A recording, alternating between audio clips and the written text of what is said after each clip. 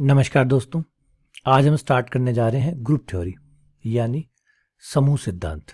आपको याद होगा इससे पहले वाला जो लेक्चर था उस लेक्चर में मैंने डिटेल से इसके बारे में, इसके इतिहास के बारे में आपको समझाया था, बताया था कि किस तरीके से ये आती है, किस तरीके से ये किसका पार्ट है। तो किसका पार्ट है उसमें मैंने आपको शब्द एक यूज़ किया था जिसका नाम था मॉडर्न अलजेब्रा। और मॉडर्न अलजेब्रा का मतलब है आधुनिक, अलजेब्रा का मतलब हो गया बीजगणित। तो ये आधुनिक बीजगणित है। और क्यों है आधुनिक बीजगणित? क्योंकि आधुनिक समस्याओं को ये सॉल्व करती है या सॉल्व करने में मदद करती है। तो मॉडर्न अलजेब्रा बन गया। अब थोड़ा सा मैं इसकी गहराई में जाऊंगा और यहाँ पे मैं आपको एक चीज़ ज़रूर याद दिलाऊंगा। देखिए, कॉलेज लेवल की चीज़ पढ़ने जा रहे हैं आप, थोड़ा सा स्टैंडर्ड हाई है, तो पढ़िएगा मत, पढ़िएगा मत, आनंद लीजिएगा, है ना। क्योंकि जब भी आप मूवी देखने जाते हैं तो आप इस सोच के साथ नहीं जाते कि आप पढ़ने जा रहे हैं। सोचिए, अगर आप मूवी देखने जाएं और ये सोच के जाएंगे मैं पढ़ने जा रहा हूँ, मूवी में क्या डायलॉग कहा, कहाँ कहा, मैं वो लिख लूँगा, याद कर लूँगा, ठीक है, तो वो मूवी का पूरा मज़ा ही ख़राब हो जाएगा। लेकिन आप जब भी मूवी देखने जाते हैं या मूवी देखते हैं तो आप ये सोचते हैं नहीं, मैं आनंद कर रहा हूँ, मैं तो मज़े ले रहा हूँ। तो बस यही है साहब, पढ़िएगा मत, मज़े लीजिएगा। तो मज़े दूंगा मैं आपको, ज़बरदस्त मज़े देने वाला हूँ इस बुक के अंदर, क्योंकि बहुत प्यारी प्यारी बातें हैं इस बुक के पास जो आपको बतानी है। और आपको बताऊंगा सच्ची में आपको बहुत मज़ा आने वाला है। तो चलिए सबसे पहली बात करते हैं कि हमारे मैथ से स्टार्ट करते हैं। सबसे पहले जो हमारी मैथ्स है उससे स्टार्ट करते हैं और देखते हैं कहाँ कुछ कमियां रही थी जिससे हमने मॉडर्न अलजेब्रा को बनाया। अलजेब्रा चल रहा था अच्छा खासा, मॉडर्न अलजेब्रा को बीच में क्यों डाला? तो सबसे पहले समझिए कि हमारा जो मैथ्स है उसका मैकेनिज्म क्या है। मैकेनिज्म, देखिए, मैकेनिज्म शब्द का मतलब है कि कैसे काम करती है मैथ्स, ठीक है। बाकी जैसे सब्जेक्ट काम करते हैं, जैसे फिजिक्स है, केमिस्ट्री है, बाकी जो भी सब्जेक्ट हैं जो काम करते हैं और मैथ्स जो काम करती है, उनके मैकेनिज्म में काफ़ी बड़ा फ़र्क है। अगर आप फिजिक्स से कंपेयर करें, देखिए मैकेनिज्म समझा रहा हूँ, एकदम बेसिक से समझा रहा हूँ। मैं ये नहीं समझा रहा कि मैथ्स क्या है, मैं समझा रहा हूँ कि मैथ्स कैसे काम करती है, कैसे काम करती है। मैं समझिए मैकेनिज्म को, और उस मैकेनिज्म की तुलना करते हैं फिजिक्स के साथ ताकि समझ में आए। फिजिक्स में क्या होता है पहले तो ये समझिए। फिजिक्स में ये होता है कि जो भी साइंटिस्ट होता है, जो फिजिसिस्ट होता है, वो सबसे पहले एक थ्योरी डेवलप करता है। थ्योरी डेवलप करता है, जैसे ये नाभि होगी, नाभि के अंदर प्रोटॉन और न्यूट्रॉन होंगे और उसके चारों तरफ इलेक्ट्रॉन गति कर रहे होंगे, है ना। रदरफोर्ड का एक्सपेरिमेंट ले लीजिए, ये ले लीजिए, सबने क्या हुआ, पहले थ्योरी बनाई, एक थ्योरी बनाई और फिर उस थ्योरी को चेक करवाया एक्सपेरिमेंट के थ्रू। अब कई थ्योरियां जो है वो एक्सपेरिमेंट के थ्रू सही पाई गई, कुछ गलत पाई गई। गलत हुआ तो उसमें सुधार किया गया कि कभी कहाँ गलती है, थ्योरी को थोड़ा सा चेंज किया, दोबारा एक्सपेरिमेंट किया। तो फाइनली थ्योरी जो है उसके बाद में एक्सपेरिमेंट होता है। एक्सपेरिमेंट बताता है कि वो जो थ्योरी बनाई थी आपने वो सही थी या गलत थी, फिर वो कंफर्म हो जाता है। तो इसका मतलब क्या हुआ कि आपने जो थ्योरी बनाई उसके लिए आपको एविडेंस चाहिए, प्रमाण चाहिए। और प्रमाण कौन है? एक्सपेरिमेंट। तो फिजिक्स जो है वो कैसे काम करती है? वो एविडेंस बेस्ड है, एविडेंस बेस्ड। और एविडेंस कौन है? आपका एक्सपेरिमेंट। आप थ्योरी तो अजीब गरीब कुछ भी बना सकते हैं। मान लीजिए दो आदमी लड़ रहे हैं, आपको नहीं पता कि उनके बीच में क्या हुआ, आपने बैठ के एक थ्योरी बना ली कि भाई हो सकता है जमीन के बीच, जमीन का मुद्दा है और जमीन के मुद्दे पे लड़ रहे। दूसरे ने कहा ना भाई ये इसके पैसे खा गया इसलिए लड़ रहा है। इसने कहा नहीं यार, एक थ्योरी ये है कि उसने गाली निकाली और इसने वापस थप्पड़ मार दिया। तो इस तरीके से कई थ्योरियां बन गई। अब सही थ्योरी कैसे पता लगेगी? जब आप जाके उस लड़ाई को रोकेंगे और पूछेंगे भाई क्या बात होगी, क्यों लड़ रहे हो, तो वो डिटेल से बताएंगे ये बात हुई। अब कोई थ्योरी गलत हो जाएगी, कोई थ्योरी सही साबित हो जाएगी। तो बिल्कुल फिजिक्स ऐसे ही काम करती है। फिजिसिस्ट जो है वो चीज़ों को देखते हैं, देख के अपनी एक थ्योरी बनाते हैं और वो थ्योरी बन जाती है। लेकिन ऐसा नहीं कि फिजिक्स ने एक्सेप्ट कर लिया, फिजिक्स कहती है भाई एविडेंस भी लेके आओ, प्रमाण भी लेके आओ तब मानूंगी।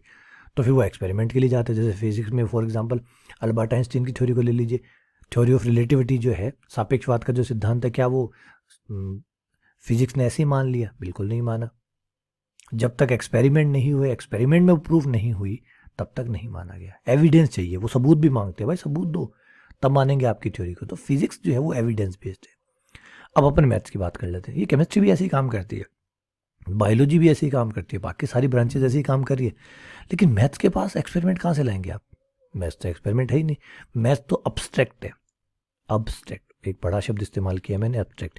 इसीलिए इस मैथ्स को अब्स्ट्रैक्ट अलजेब्रा भी कहते हैं। अब्स्ट्रैक्ट शब्द का मतलब होता है काल्पनिक, जो आपको नजर नहीं आती, जो आपको नजर नहीं आती। कैसे नजर नहीं आती? चलिए मैं आपसे पूछूं कि वन कहाँ है बताइए, तो आप कहेंगे ये रहा सर, देखिए एक पेन। तो ये तो पेन हुआ ना, ये तो पेन हुआ, पेन हुआ और इसकी संख्या एक है। एक कहाँ है? एक दिखाइए मुझे, एक कहाँ है? कहीं आपने एक को कभी देखा? आप एक पेन दिखा सकते हैं, एक कॉपी दिखा सकते हैं, एक पेंसिल दिखा सकते हैं, एक लैपटॉप दिखा सकते हैं, एक मोबाइल दिखा सकते हैं। तो ये तो मोबाइल, पेन, कॉपी ये दिखा रहे हैं आप।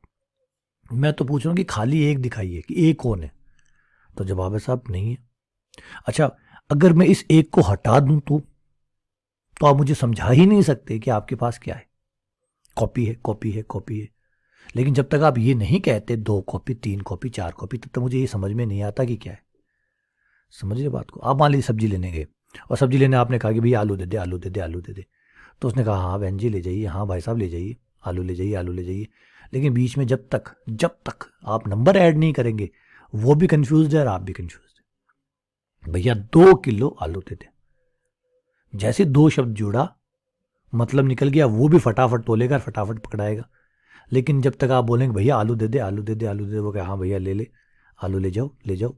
लेकिन कितने ले जाओ, कितने ले जाओ भाई? तो मैथ्स जो है वो एब्स्ट्रैक्ट है, कहीं होती भी नहीं है और हर जगह होती भी है, नहीं भी होती, दिखती कहीं नहीं है। लेकिन नहीं हो तो आप स्पष्ट ही नहीं कर पाओगे, समझा ही नहीं पाओगे कि आप कर क्या रहे हो। पेन दुकान पे चले गए, भैया पेन दे दे, भैया पेन दे दे। जब तक बोलेंगे नहीं कि कितने पेन दे दे, तब तक ना तो वो दे पाएगा ना और क्या 2 दिखेगा वहाँ पे, या एक पेन लेने जा रहे क्या एक दिखेगा, नहीं दिखेगा, लेकिन एक पेन दिख जाएगा। तो मैथ्स ऐसी चीज़ है जो चीज़ों के साथ जब जुड़ जाती है, पेन के साथ एक जुड़ गया तो वो सार्थक हो गया। तो ये मैथ्स ऐसे काम करती है। मैथ्स जो है वो जान डालती है चीज़ों के अंदर, समझाने में मदद करती है। खुद अब्स्ट्रैक्ट है, खुद काल्पनिक है, खुद का कहीं जगह नहीं है, कहीं नज़र नहीं आती, अपने आप में ये कहीं नज़र नहीं आती, लेकिन चीज़ों को सार्थक बनाने में, समझाने में मदद करती है। सही है? एक नोट है, उसमें नंबर हटा दीजिए। एक भारत की करेंसी उठाइए और उस पर से जो नंबर है उसमें हटा दीजिए, मत लिखिए नंबर। बताइए क्या वो नोट चलेगा? भारत सरकार का स्टाम्प लगा हुआ नोट है भाई, बस नंबर नहीं लिखे हुए, बताइए चल जाएगा? क्यों नहीं चला? क्योंकि खाली नोट बिना गणित के अधूरा है। जैसे उस नोट में आप नंबर ऐड करते हैं, जैसे ही उस नोट में आप नंबर ऐड करते हैं वो सार्थक हो जाता है वो नोट। और एक नंबर से वो बड़ा और एक नंबर से छोटा और एक से बराबर, डैश डैश, सब कुछ वो सार्थक कर देता है। उस पूरे नोट की कीमत, उसका वैल्यूएशन, उसकी हर तरीके से सार्थकता जो है वो क्लियर कर देता है। करता नहीं करता? देखिए मैथ्स ऐसे ही काम करती है। तो मैथ्स ने क्या काम किया? मैथ्स खुद तो अब्स्ट्रैक्ट है, उसका खुद का कहीं लेना देना नहीं, अस्तित्व ही नहीं है। भूत है एक प्रकार का, जैसे भूत होता है ना, कहीं नहीं होता, डर लगता है। डर लगता है भाई, वहां जाएंगे वहां दिख जाएगा, वहां जाएंगे वहां दिख जाएगा, अंधेरा होते ही दिख जाएगा। मतलब लाइट जल रही है तब तक नहीं दिखेगा, अंधेरा होगा तो वो दिख जाएगा। मतलब सोचिए, लाइट जल रही है तब तो नहीं दिख रहा, अंधेरे में दिखता है। ये कैसे हुआ भाई? हमें अंधेरे में नहीं दिखता, इसलिए भूत दिखता है। तो वो चीज़ है जो खुद तो है ही नहीं, लेकिन जैसे चीज़ों में ऐड होती है उनको सार्थक बना देती है, अर्थपूर्ण बना देती है। आई बात समझे? तो मैथ्स क्या हुई? मैथ्स अब्स्ट्रैक्ट हुई। लेकिन काम कैसे करती है भाई? ये तो समझ में आ गया, चलो अब्स्ट्रैक्ट है, काम कैसे करती है? ये जो इतनी इतनी मैथ्स की थ्योरी आई हुई है, इतना मैथ्स बड़ा बड़ा जो पार्ट आया हुआ है, ये कैसे काम करता है? तो साहब जवाब है एग्जाम। ये जो है हमारी फिजिक्स जो होती है वो एविडेंस बेस्ड होती है, प्रमाण पे आधारित। अभी आपने कोविड पे देखा होगा कि कोविड में क्या होता था, बहुत सारी थ्योरी आती थी कि इस बार इतने केस हो जाएंगे, इस बार इतने केस हो जाएंगे, इस बार कोरोना ये हो जाएगा, कोरोना ऐसा हो जाएगा। फिर एक्सपेरिमेंट होते थे, कुछ थ्योरियाँ गलत हो जाती थी, कुछ सही हो जाती थी, कुछ 10% सही हो जाती थी, कुछ 90% गलत हो जाती थी। ऐसे ही चलता था, प्रमाण आता, प्रमाण आके कन्फर्म कर देता कि थ्योरी कौन सी सही है कौन सी गलत है। ठीक है? अब आप कहोगे सर ये थ्योरियाँ बनाते ही क्यों, सीधा ही एक्सपेरिमेंट ही कर लेना, थ्योरियाँ बनाने की जरूरत क्या है? तो भाई भूकंप आने के बाद में उसकी गणना करें कि कितने लोगों को नुकसान हुआ, उससे बेहतर है ना कि पहले थ्योरी बनाए कि भूकंप कब आएगा। अगर भूकंप 2 दिन आगे या पीछे भी आ गया तब भी हम कुछ तो बचा ही लेंगे। तो थ्योरी हम इसलिए बनाते हैं ताकि हम भविष्य के बारे में देख सकें, झलक लगा सकें। अगर हम पहले से ही अंदाज़ा नहीं लगाएंगे, थ्योरियाँ नहीं बनाएंगे, हो सकता है थ्योरियाँ गलत आएगी, हो सकता है थ्योरी गलत आएगी, लेकिन बिना थ्योरी बनाए हम काम कैसे करेंगे? हम किसके बारे में काम करेंगे? अगर हमने थ्योरी नहीं बनाई कि आज गुजरात के इस हिस्से में भूकंप आने वाला है इस 1 साल के दौरान, तो हम वहाँ पे प्लानिंग करेंगे। भूकंप नहीं आया तो भी कोई नुकसान नहीं है, भूकंप आया तो हम पहले से प्रिपेयर्ड हैं। तो थ्योरियाँ ऐसे काम करती है, हमें नुकसान नहीं होता थ्योरियों का। आप भी थ्योरी बना के चलते हैं, आप भी जब परीक्षा में जाते हैं तो पहले बना के बैठते हैं कि ये क्वेश्चन आ सकता है, ये नहीं आएगा, ये आएगा, ये नहीं आएगा, करते ऐसे ही है ना। और फिर पेपर में जाते हैं, पेपर प्रमाण कर देता है आपको कि कौन सा आया कौन सा नहीं आया, कौन सी थ्योरी आपकी सही थी कौन सी गलत थी, जो आपने टिक लगाए थे वो सही थे या गलत थे। तो थ्योरी बनाना ही पड़ता है क्योंकि हमें आगे के बारे में समझना पड़ता है, तैयार होना पड़ता है। तो थ्योरी इसलिए, एक्सपेरिमेंट तो बाद में हो ही जाएगा, भूकंप आने के बाद में हम क्या करेंगे? फिर तो कुछ नहीं बचेगा। तो पहले थ्योरी बनाते हैं ताकि एक्सपेरिमेंट में सही या निकले या गलत निकले, लेकिन नुकसान को कम किया जा सके। आ जाइए वापस आते हैं। मैथ्स जो होती है वो होती है एग्जामेटिक। एग्जामेटिक क्या है, आइए थोड़ा सा इस चीज़ को समझाता हूँ मैं डिटेल से, और देखिए बहुत मज़ा आएगा इसको। एग्जामेटिक क्या है? एग्जामेटिक का मतलब होता है बेटा, अगर एक लिखा जाए, नेचुरल नंबर की बात करें, प्राकृत संख्या की, तो एक के बाद क्या आएगा? दो, दो के बाद क्या आएगा? तीन, तीन के बाद क्या आएगा? चार, चार के बाद क्या आएगा? पाँच, पाँच के बाद क्या आएगा? छः। अब मैं आपसे एक क्वेश्चन पूछूं, बताइए एक के बाद दो क्यों आता है? अगर मैं क्यों वर्ड इसके साथ ऐड करूं तो क्या आप मुझ पे जवाब दे पाएंगे कि क्यों आता है? तो आप कहेंगे नहीं सर, इसका कोई जवाब नहीं है। दो के बाद तीन क्यों आता है? तीन के बाद चार क्यों आता है? एक के बाद तीन क्यों नहीं आता? दो बीच में कैसे आया? एक के बाद चार क्यों नहीं आया? दो क्यों नहीं आया? मतलब ये जो क्वेश्चन मैं पूछूंगा इसका जवाब आप दे पाएंगे? ये जो बेसिक क्वेश्चन मैं आपसे पूछूंगा, क्या इसका आप जवाब दे पाएंगे? एक प्लस एक दो क्यों होता है? इसका कोई जवाब है? एक जीरो से बड़ा क्यों होता है? इन बातों के कोई जवाब है आपके पास? ये बेसिक क्वेश्चन है, इनके जवाब है? तो आप कहेंगे नहीं सब इसके जवाब नहीं है। लेकिन मैं आपसे कहूँगी हाँ इसके जवाब है। इनको जो है, ये जो पहली पहली जो शुरुआती बातें होती है, इनको एग्जम कहते हैं। हिंदी में इनके लिए शब्द है अभिग्रहित। अभिग्रहित का मतलब होता है वो बातें जिसको आप प्रूफ नहीं कर सकते लेकिन वो सत्य होती है। सिद्ध नहीं की जा सकती परंतु सत्य है। सिद्ध नहीं की जा सकती परंतु सत्य है। सिद्ध नहीं की जा सकती परंतु सत्य है। इन्हें कहते हैं एग्जम्स। ये शुरुआती, एक के बाद दो आएगा, ये एग्जाम है। सिद्ध नहीं कर सकते लेकिन सत्य है। दो के बाद तीन आएगा, एक जीरो से बड़ा होगा, एक और एक दो होगा, ये है एग्जाम। अभिग्रहित कहते हैं इनको। इसे थोड़ा सा अगर आपको नहीं समझ में आया तो चलिए क्रिकेट की सहायता से आपको समझाने की कोशिश करते हैं। अधिकतर आप में से बहुत से लोग क्रिकेट देखते होंगे, या नहीं भी देखते होंगे तो थोड़ा बेसिक नॉलेज तो आपको होगा ही होगा। किसी भी खेल को ले लीजिएगा बाद में, पहले मैं क्रिकेट का एग्जाम्पल ले रहा हूँ, फिर उसको आप किसी में ले जाएंगे। अगर कोई आपसे पूछे कि क्रिकेट के अंदर बॉल का अगर विकेट पे लग जाती है, जब बॉलर बॉल कराता है वो जाके विकेट के लग जाती है तो आउट होता है? आउट होता है? सिद्ध करके बताइए कि वो आउट होता है। सिद्ध करके बताइए कि बॉल जब विकेट के लग जाएगा तो आउट होगा। तो आप कहेंगे सर ये कोई सिद्ध करने की बात थोड़ी है, तो आईसीसी का नियम है। आईसीसी ने क्रिकेट के नियम बना रखे कि बॉल विकेट के लगेगी आउट होगा। बैट से बॉल लग के अगर बाउंड्री पे चली गई तो 4 या 6 रन होगा। तो ये तो नियम है, इनको थोड़ी सिद्ध किया जा सकता है। आई बात समझ में? ये नियम होते हैं, नियमों को सिद्ध नहीं किया जा सकता। चलो अगर आप कहें कि भाई ये नियम जो सिद्ध नहीं किए जा सकते उन नियमों को हटा दो। आपने नियम हटा दिया कि बॉल विकेट के लगेगी, उसका कोई नियम नहीं है। बाउंड्री पार जाएगी, उसका कोई नियम नहीं है। भागने का कोई नियम नहीं है। अब बताइए कोई गेम को आप बिना नियमों के बनाएंगे तो क्या गेम खेल सकते हैं? ग्राउंड पे लाके आपने लोगों को खड़ा कर दिया और कहा खेलो, खेलिए बस। अब वो पूछेंगे साहब क्या खेले? बस खेलो ना, कोई नियम नहीं है, खेलो बस। फिर वो पूछेंगे साहब बताओ तो सही क्या खेले? यार क्या ना, कोई नियम नहीं है, जो मन में आए वो खेलो। बताइए खेल होगा? खेल होगा? खेल में नियम बहुत जरूरी है। नियम ही तो तय करेंगे कि वो क्या खेलेंगे, कैसे खेलेंगे, और कैसे वो उसको तर्कसंगत बनाएंगे, कैसे वो न्यायपूर्ण होगा, किसी के साथ भेदभाव नहीं होगा, पूरे तरीके से कौन जीतेगा कौन हारेगा ये तय होगा। तो खेल जो है वो नियमों से बनता है। अगर आपने नियम नहीं बनाए तो खेल ही नहीं बनेगा। हर खेल के नियम होंगे, हर खेल के अपने सही अपने गलत होंगे। आप ये कर सकते हैं, ये नहीं कर सकते, वो नियम उनको सिद्ध नहीं किया जा सकता। अगर आप कहो कि नहीं मुझे तो सर ये जो छोटी वाली बॉल है ये पसंद नहीं है, ये मुझे पसंद नहीं है। अब क्रिकेट के पास छोटी बॉल है, छोटी बॉल से क्रिकेट खेलता है। आपने कहा कि नहीं सर मुझे तो ये छोटी बॉल पसंद नहीं है, मुझे तो बड़ी बॉल चाहिए और मैं तो नया गेम बनाऊंगा। तो आप नई गेम बना लीजिए, चलिए ठीक है फुटबॉल बना लीजिए। फुटबॉल में बॉल बड़ी होती है, फुटबॉल की जो बॉल होती है वो बड़ी होती है, फुटबॉल खेल लीजिए। अगर आपको छोटी बॉल पसंद नहीं है तो बड़ी बॉल फुटबॉल खेल लीजिए, और वो पसंद नहीं है तो कोई और गेम तैयार कर लीजिए। लेकिन क्या कोई गेम ऐसा हो सकता है जो बिना नियम के खेला जाएगा? नहीं खेला जाएगा। क्या कोई गेम ऐसा खेला जा सकता है जो बिना नियमों के हो? बिना नियमों तो आप सिर्फ ग्राउंड में लोगों को खड़ा कर सकते हो, और वो करेंगे क्या? कुछ नहीं, क्योंकि नियम ही तो बताएगा कि क्या करना है। क्या उनको सिद्ध करने की जरूरत है? तो जवाब है नहीं, क्योंकि नियम पहले बनाने पड़ते हैं, सिद्ध नहीं करने पड़ते। क्योंकि बनाए इसलिए जाते हैं ताकि खेल खेला जा सके।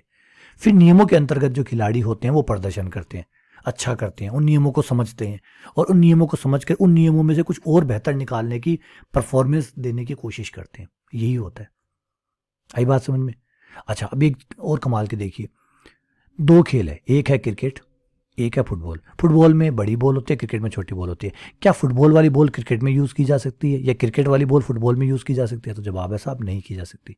क्यों? क्यों नहीं की जा सकती? क्योंकि क्रिकेट में जो नियम बने हैं उन नियमों में तय किया गया कि बॉल छोटी होनी चाहिए। फुटबॉल में जो नियम बनाए गए हैं उसके हिसाब से बॉल बड़ी होनी चाहिए। क्रिकेट में बॉल को आप बैट से मारते हैं, क्या फुटबॉल में आप बैट लेके जा सकते हैं? समझिए बातों को जो मैं बताने जा रहा हूँ। फुटबॉल में क्या आप बैट लेके जा सकते हैं? नहीं। बॉल तो वहाँ पे भी है लेकिन वहाँ बैट लेके नहीं जा सकते। क्रिकेट में क्या आप बॉल को पैरों से मार के चौके तक पहुँचा सकते हैं? नहीं हो सकते। तो ऐसा क्यों? क्योंकि इसके नियम ये मना करते हैं, इसके नियम यहाँ बढ़ते हैं। इसका मतलब है कि एक नियम जो पहले वाले खेल में सही था वो दूसरे वाले खेल में गलत हो गया, दूसरे वाले खेल का नियम पहले वाले में गलत हो गया। तो इसका मतलब यहाँ समझिए बात को, कहानी को। अपने खेल के अपने नियम होते हैं। क्रिकेट खेलना है तो क्रिकेट के नियमों से खेला जाएगा, फुटबॉल फुटबॉल के नियमों से खेला जाएगा। कमाल हो गया, मज़ा आ गया। अब देखिए आपको कहानी समझ में आई होगी। कहानी क्या आई है कि हर खेल के अपने नियम होते हैं, हर खेल का अपना सही गलत होता है। इसीलिए अगर हम गणित की बात करें, जैसे बीजगणित की बात करें, तो बीजगणित में भी कई बीजगणित है, कई बीजगणित है बेटा, सैकड़ों बीजगणित अवेलेबल है, सैकड़ों सैकड़ों, और सैकड़ों सैकड़ों बन सकती है। आपको क्रिकेट और फुटबॉल दोनों पसंद नहीं है, आप नया खेल बना लीजिए, क्योंकि क्या करना है, सिर्फ नियम बनाने हैं, खेल शुरू हो जाएगा। आप और कोई खेल बना सकते हैं। तो बीजगणित में बहुत सारी है। एक हमारी जो वास्तविक संख्याओं की बीजगणित जो होती है, एक दो ही छोटा सा एग्जांपल लूंगा मैं आपके लिए। एक तो वास्तविक संख्याओं की बीजगणित होती है, और एक जो है वो हमारी बूलियन बीजगणित है। दो का ही एग्जाम्पल लूंगा, वैसे मैं ढेर सारे एग्जाम्पल आपको दे के बता सकता हूँ, यही समझ में आ जाएगा। वास्तविक संख्याओं के बीजगणित में 1+1 2 होता है, बूलियन बीजगणित में 1+1 1 होता है। बताइए कौन सा गलत, कौन सा गलत? फिर से बोल रहा हूँ, कौन सा गलत? जवाब है कोई गलत नहीं है। जब वास्तविक संख्याओं की बीजगणित पढ़ोगे तो 1 और 1 2 होगा, जब बूलियन बीजगणित करोगे तो 1+1 1 होगा। गलत कौन सा? कोई नहीं। वैसे ही जैसे कहीं कोई क्रिकेट के अंदर छोटी वाली बॉल गलत है नहीं, लेकिन फुटबॉल में ले जाती है वो गलत हो जाएगी, और फुटबॉल वाली बड़ी बॉल फुटबॉल में सही है लेकिन क्रिकेट में जाती है गलत हो जाएगी। तो क्रिकेट क्रिकेट के नियमों से खेला जाएगा और फुटबॉल फुटबॉल के नियमों से खेला जाएगा। कोई भी नियम को उठा के आप एक दूसरे के साथ नहीं दे सकते। तो बस अब आपको देखना होगा कि आप गेम कौन सा खेल रहे हैं। क्या आप वास्तविक संख्याओं का गेम खेल रहे हैं तो यहाँ पे अपने नियम होंगे और यहाँ पर अपने नियम होंगे। इस प्रकार से हर गणित जो गणित है, ब्रांच है, उसके अपने नियमों से चलती है, वो अपने ही नियम होते हैं। इन नियमों कहते हैं आप एग्जाम, वो शुरुआती नियम जिनको साबित नहीं किया जा सकता लेकिन वो ज़रूरी है। अब आपको अगर सर नियम नहीं बनाओ तो मत बनाओ, खेल ही शुरू नहीं होगा, खेल ही शुरू नहीं होगा। लेकिन लेकिन एक इम्पॉर्टेंट बात, एक बहुत इंपॉर्टेंट बात, बहुत इंपॉर्टेंट बात क्या है कि खेल का मज़ा तब आता है जब नियम कम होते हैं।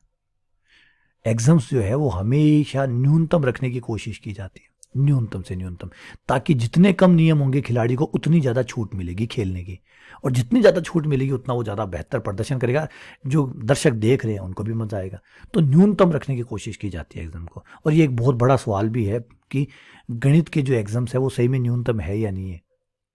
अब न्यूनतम का क्या कहते हैं? न्यूनतम का मतलब वो हुआ जिसमें एक्स्ट्रा कोई भी नियम ऐड ना करना पड़े, बस कम से कम नियम जो है वो डाले जाए, फालतू का कोई भी एक्स्ट्रा नियम ना डाला जाए, ताकि जो खिलाड़ी है, जैसे मैथमेटिशियन, मैथ्स को मैथमेटिशियन खेलते हैं, क्रिकेट को क्रिकेटर खेलते हैं, तो मैथमेटिशियन को छूट मिले, जितनी छूट मिलेगी उतना अच्छा प्रदर्शन करेंगे और बेहतर करेंगे। अब आ जाइए थोड़ा सा बात करते हैं। अब क्रिकेट में क्या होता है, फिर नियमों को मान लेते हैं, नियम को मानने के बाद में खिलाड़ी अलग अलग तरीके के शॉट्स खेलते हैं। कोई पुल खेल रहा है ना, कोई स्वीप खेल रहा है, कोई उल्टा होके, मतलब राइट हैंडेड है तो लेफ्ट हैंडेड होके खेल रहा है, नियम नहीं तोड़ रहा, नियमों के अंतर्गत वो कुछ और चीजें ढूंढ रहा है और नए तरीके ढूंढ रहे हैं। तो इन नए तरीके को हमारे मैथ में कहते हैं थ्योरम। उन नियमों को मानते हुए, रिपीट कर रहा हूं, उन नियमों को मानते हुए, उन नियमों को मानते हुए हम नई नई चीजें इजाद कर रहे हैं, ढूंढ रहे हैं, जिसे कहते हैं प्रमेय। उन्हें कहते हैं बेटा प्रमेय। मैथ में उन्हें प्रमेय कहते हैं, और क्रिकेट की भाषा में कहते हैं भाई परफॉर्मेंस, है ना। ये खिलाड़ी तो 360 डिग्री है, ये खिलाड़ी तो ये है, ये क्रिएटिव है, जिसे क्रिएटिव आप कहते हैं, वो एक्चुअली उसके लिए वो क्रिएटिव है, हमारे लिए वो थ्योरम्स है। हम थ्योरम बनाते हैं, हम उन नियमों को मानते हुए उसमें से कुछ और चीज़ निकाल लेते हैं। जैसे ऐसा हुआ तो ये हो जाएगा, ऐसा हुआ तो ये हुआ, तो हम उसमें से कुछ और सत्य निकाल लेते हैं, और तथ्य जो छुपे हुए हैं जो उसके आधारित है उनके ऊपर, उसमें से निकाल लेते हैं, वो प्रमेय कहलाती है। ठीक है। अगला एक चीज़ और है क्रिकेट में। क्रिकेट में हेलमेट को हेलमेट क्यों कहते हैं? हेलमेट को हेलमेट क्यों कहते हैं? बॉल को बॉल क्यों कहते हैं? बैट को बैट क्यों कहते हैं? पिच को पिच क्यों कहते हैं? तो आप कहेंगे कुछ नियम, कुछ और नाम भी रखे गए हैं क्रिकेट में।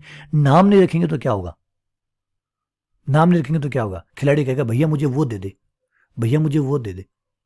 क्या दे दे? भैया बस वो दे दे। तो वो क्या है? नाम बोल, हेलमेट दे दे। एक बात में क्लियर हो गया, इशारे करने नहीं पड़े, वो दे दे भैया। तो बेहतर है, समझो हर चीज़ों को नाम क्यों दिए गए? ताकि पुकारने में आसानी हो। मैथ्स ने भी ऐसा ही किया, मैथ ने भी ऐसा ही किया, जिसका नाम रखा गया डेफिनेशन। आपने डिफाइन किया कि मैथ्स के अंदर कौन कौन सी चीज़ क्या क्या होगी, उसको क्या कहा जाएगा। जैसे समकोण त्रिभुज, अब आप कहोगे एक त्रिभुज जिसका कोण 90 डिग्री होता है, ये बार बार बोलो, उससे बेहतर एक शब्द बोल दो समकोण त्रिभुज। बार बार ये बोलो, उससे बेहतर क्या बोल दो, समकोण त्रिभुज। आगे बढ़ना। तो डेफिनेशंस क्या थी, नाम देने का प्रक्रिया थी। कोई फर्क नहीं पड़ता, कोई फर्क नहीं पड़ता अगर हेलमेट का नाम कुछ और रख दिया जाता। सोचिए, हेलमेट का नाम कुछ और रख दिया जाता तो उस नाम से पुकार लेते, क्या फर्क पड़ता। बैट का नाम अगर बैट नहीं होके कुछ और होता तो उस नाम से पुकार लेते, क्या फर्क पड़ता कि नाम बैट रखा तो ही फर्क पड़ रहा है, या हेलमेट रखा तो ही फर्क पड़ रहा है, कुछ और नाम रख देते तो कोई फर्क नहीं पड़ता। तो यही बात समझिए, डेफिनेशन जो होती है वो नाम देने का काम होती है। तो मैथ्स कैसे काम करती है, मैथ्स के पास 3 इंग्रेडिएंट्स होते हैं। 3 इंग्रेडिएंट्स होते हैं। नंबर पहला होता है एग्जाम, जिसको साबित नहीं किया जा सकता। थ्योरम वो जिनको साबित किया जा सकता है, किसके आधार पे, एग्जाम्स के आधार पे, जो नियम है उनके। क्योंकि अगर कोई भी खिलाड़ी कुछ करता है, गलत करता है, तो रेफरी उसको बुलाता है, देखता है कि नियम के अनुसार उसने किया नहीं किया। अगर नियम के अनुसार किया है तो वो ठीक है, नियम के अनुसार नहीं किया तो दंड मिलता है। सेम हमारे पास भी गणित में यही काम होता है। एग्जाम्स जो है उनके आधारित अगर हमने कुछ प्रूफ किया है, साबित किया है, तो वो सही है, वरना वो गलत है। तो थ्योरम जो है वो है जिनको सिद्ध किया जा सकता है, जिनको एग्जाम के आधार पर, अभिग्रहित के आधार पर सिद्ध किया जा सकता है। डेफिनेशन सिर्फ नाम रखने का काम है। नाम रखने का काम जो है वो डेफिनेशन करते हैं। क्रिकेट में भी आप बहुत सारे नाम रखते हैं, स्वाइप शॉट, ये वाला शॉट, लॉन्ग ड्राइव, ये वाला और वो वाला। ये क्या होता है, आपने इतना सारा बड़ा ना चीज़ बोलनी है, उससे बेहतर आपने छोटे छोटे नाम दे दी, है ना। वो यहाँ खड़ा है, उसको ये दे दिया कि भाई लॉन्ग ऑफ पे खड़ा है, लॉन्ग ऑन पे खड़ा है, यहाँ खड़ा है। तो ये नाम क्यों दिया आपने, ताकि पुकारने में आसानी हो। तो डेफिनेशन है इसका। तो 3 चीज़ें बनती है, 3 चीज़ें हमारे मैथ्स के पास होती है। एग्जाम, जो कि ऑलरेडी सत्य है, कोई पर्सन नहीं उठा सकता। Theorems and definition. एग्जाम्स बंधे हुए नहीं है बेटा। एग्जाम्स हर मैथ्स की ब्रांच के हर पार्ट के अलग अलग होते हैं। जैसे मैंने खेल का समझाया, क्या एग्जाम खत्म हो जाएंगे कभी, ना साहब, कभी खत्म नहीं होंगे। क्या दुनिया में क्रिकेट जो खेल है वो नए नहीं बन रहे। हमारे गली में बैठे बैठे बच्चे नया खेल बना लेते, नहीं बनाते क्या, पत्थर लगा के बना लेते कि ये विकेट है। हमारे यार तो दूसरे घर में चली गई बॉल तो आउट है। हमारा एग्जाम ये भी है एक कि भाई हमारा एग्जाम, मतलब हमने नियम बना लिया कि भाई अगर घर में चला गया किसी के तो आउट माना जाएगा। बनते नहीं बनते, बच्चे घर बैठे बैठे एग्जाम बनाते। गलियों में जब क्रिकेट खेलते, नियम बनाते नहीं बनाते, अपने नियमों अनुसार खेलते नहीं खेलते, तो गेम कभी बंद हो जाएंगे नहीं। हम जब पार्क में खेलते थे तो वहाँ घास होती थी, तो घास पे वो बैट नहीं चलाने देते, बैट से नहीं खेल सकते, तो हम हाथ से खेलते थे। तो हमने एक नया क्रिकेट का उदय कर दिया जिसका नाम था हैंड क्रिकेट। हैंड क्रिकेट का मतलब हाथ से बॉल को मारेंगे। तो साहब बहुत कुछ बनाया जा सकता है। नियम बनाए, अपने नियम बनाए, अपना खेल खेलें। इसीलिए मैथ्स की ब्रांचेस कभी खत्म नहीं होती, क्योंकि आप नए एग्जाम बनाते हैं, नया गेम बन जाता है, नया गेम में फिर खेलते हैं, उसमें भी कुछ ना कुछ मज़ा आता ही है। ऑब्वियसली बात है, हर खेल में मज़ा आता है। नियम चेंज करते हैं, थोड़ा एक्साइटमेंट भी आता है, कुछ नयापन भी आता है, और एक नया गेम शुरू हो जाता है। तो क्या कभी नए गेम बनने बंद हो जाएंगे, ना साहब। तो फिर कभी नई गणित बननी बंद हो जाएगी, ना, चलती रहेगी।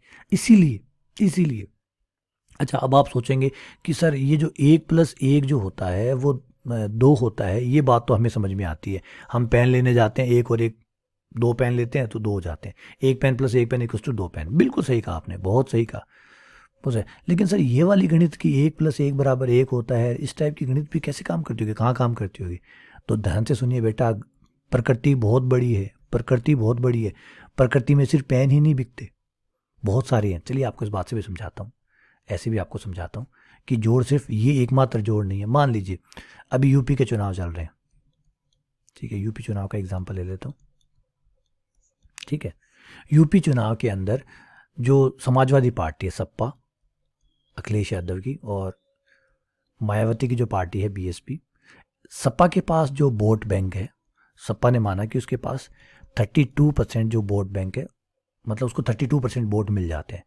बसपा ने माना कि भाई हमें जो है, अगर हम चुनाव लड़ते हैं तो हमें जो है वो लगभग 27% वोट मिल जाते हैं।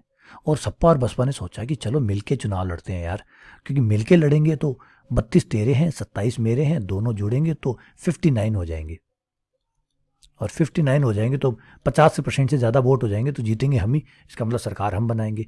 अब एक बात बताइए, ध्यान से सुनिए मेरी बात को यहाँ पे, और रुकिए और सुनिए। सपा के पास 32% वोट है, बसपा के पास 27% वोट है, तो बताइए क्या उनका जोड़ 59% होगा। जब चुनाव होंगे, जब नतीजे आएंगे, क्या उनको 59% वोट मिलेंगे? अब आप कहेंगे नहीं सर 32 + 27 59 नहीं होते। क्यों नहीं होते भैया? अभी तो आप कहते हैं कि जोड़ काम करता है, तो 32 + 27 59 क्यों नहीं हो रहे? आपको कि नहीं सर हमेशा ये नॉर्मल वाला जोड़ काम नहीं करता। हमेशा काम नहीं करता ना? क्यों नहीं करता? क्योंकि कुछ वोटर ऐसे हैं जो सपा में हैं लेकिन बसपा के विरोधी हैं।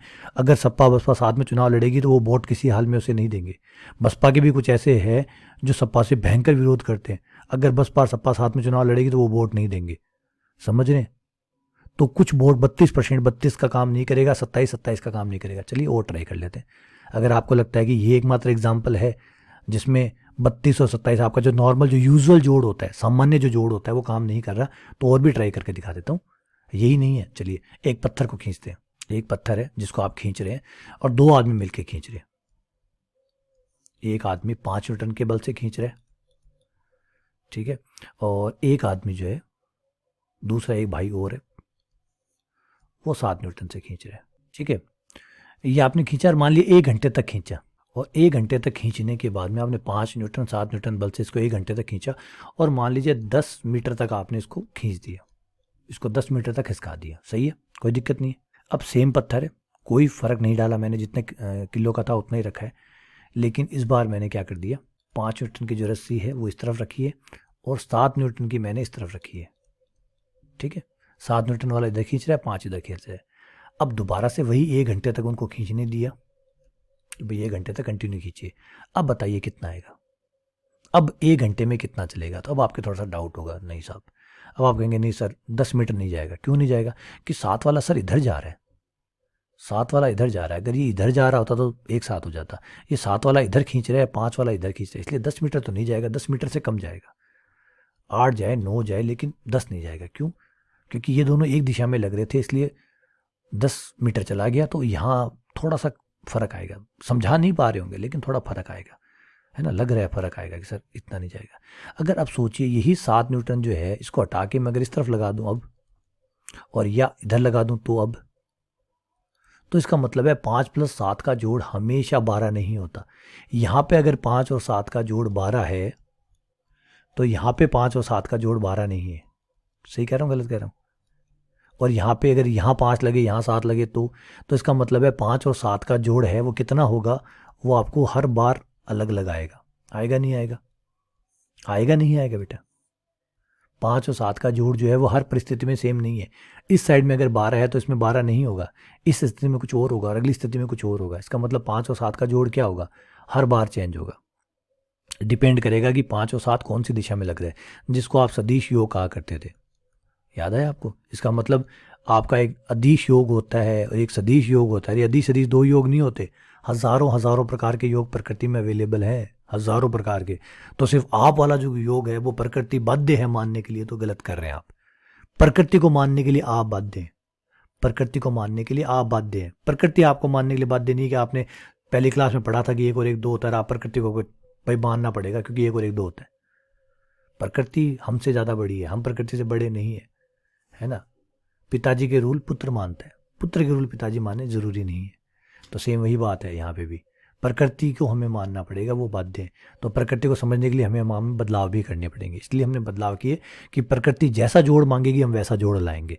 इसीलिए हमने मॉडर्न अलजेब्रा की नींव रखी, जो स्ट्रिक्ट नहीं होती, इस बात पर स्ट्रिक्ट नहीं होती कि 1 और 1 2 होता है। वो कहते हैं भाई देखो परिस्थितियाँ देखो, स्थितियाँ देखो, उसको समझो और फिर जो सही लगे उसके हिसाब से जोड़ बाकी करिए, नए जोड़ बाकी बना लीजिए, कोई दिक्कत नहीं है। तो हम मॉडर्न अलजेब्रा में यही देखेंगे, इसलिए हम पुराने वाले जोड़, पुराने वाले बाकी गुणा भाग का काम नहीं करेंगे। हम एक नया प्रकार का वर्ड इस्तेमाल करेंगे जिसका नाम है संक्रिया। और संक्रिया जो है वो अकॉर्डिंग टू परिस्थिति, कंडीशन के हिसाब से हम संक्रिया को अलग अलग तरीके से डिफाइन करेंगे, बांधेंगे नहीं। क्योंकि हमें पता है प्रकृति बहुत बड़ी है, प्रकृति बहुत बड़ी है, उसमें बहुत विविधता है, बहुत विविधता है। तो बहुत अलग अलग प्रकार के नियम बनाने पड़ेंगे, अलग अलग प्रकार के जोड़ भी बनाने पड़ेंगे, अलग अलग प्रकार की चीज़ें भी करनी पड़ेगी। तो हम खुले दिमाग से बात करेंगे, दिमाग को पैक नहीं करेंगे, खुले दिमाग से बात करेंगे। जो जो एक्सेप्ट करेगा उसके हिसाब से चलेंगे। चुनाव लड़ेंगे तो अलग प्रकार का जोड़ काम करता है, समझ तो रही आप कि चुनाव में अलग जोड़ काम करता है। वस्तुओं को खींचते हैं तो अलग प्रकार का जोड़ काम करता है। दुकान पे पेन लेने जाते हैं तो पुराने वाला जोड़ काम करता है। तो हर प्रकार की चीज़ें काम करती है। तो सब चीज़ों को कॉमन के अंदर लाके एक संक्रिया के तौर पे पढ़ें ताकि सब कवर हो जाए। इसी का नाम है ग्रुप थ्योरी भाई, यही हम पढ़ने वाले हैं मॉडल अलजेब्रा में। उम्मीद करता हूँ कि जो बेसिक कंसेप्ट है वो आपके यहाँ से क्लियर हो गए होंगे, और आगे चलिए अभी बहुत मज़ा आने वाला है, इसके अंदर बहुत डिटेल है, बहुत कुछ छुपा हुआ है। ठीक है, चलिए बहुत बहुत धन्यवाद, बहुत बढ़िया लगा आपको पढ़ा के, और आपको भी मज़ा आया होगा। शुक्रिया।